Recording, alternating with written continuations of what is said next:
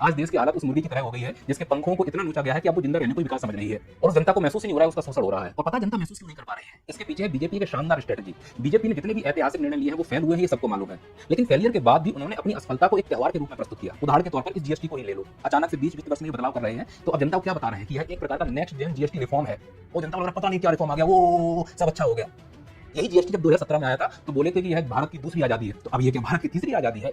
इनके जितने भी फेलियर हैं, असफलता है, आप उसके पीछे एक ना एक ड्रामा देखोगे, एक नया त्योहार देखोगे, एक नई क्रांति देखोगे। और भी उदाहरण देता हूं मैं आपको। लॉकडाउन लगा, स्थिति देश की मालूम थी, ऑक्सीजन था नहीं, लोग पैदल चल के अपने घर जा रहे थे। उन गरीबों के पांव ने भारत की औकात माप ली थी पैदल चल के कि नेताओं की औकात कितनी खोखली है कि सिर्फ बंद से आकर भाषण दे सकते हैं, एक सिंगल व्यवस्था नहीं करवा पाए। और व्यवस्था की कमी उजागर ना हो जाए, इनकी असफलता उजागर ना हो जाए, उसके लिए क्या किया जाए? तो अपनी असफलता को त्योहार बना दो। तो इस भरे लॉकडाउन में लोगों से थाली बजवा दी, लोग थाली बजाने में व्यस्त हो गए, भूल गए कि हमें तुमने आवश्यक सुविधाएं नहीं दी तो तुम हो क्यों सरकार में। एक और उदाहरण समझो, पहलगांव अटैक हुआ।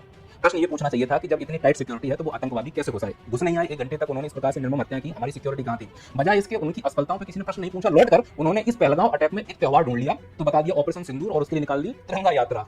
तिरंगा से मुझे प्यार है, तिरंगा मेरी आन है, बान है, शान है। तिरंगा जो पहले खास हुआ करता था आज इनको आम बना दिया गया है। मतलब हर घर तिरंगा, तो लोगों ने तिरंगा लगाया, 4 दिन के बाद तिरंगा रोड पर कचड़ों में दिखाई दे रहा है। ये हमारे देश का अपमान इस खोखली राष्ट्रभक्ति के चक्कर में हो रहा है। लेकिन हमने प्रश्न नहीं पूछा क्योंकि त्योहार का तिरंगा यात्रा, और हम भी उस तिरंगा यात्रा में शामिल हुए। देश का अपमान हुआ, तिरंगे का अपमान हुआ, आतंकवादी आकर हमको मार गए, हमने उस पर प्रश्न नहीं पूछा क्योंकि हम त्योहार में शामिल थे।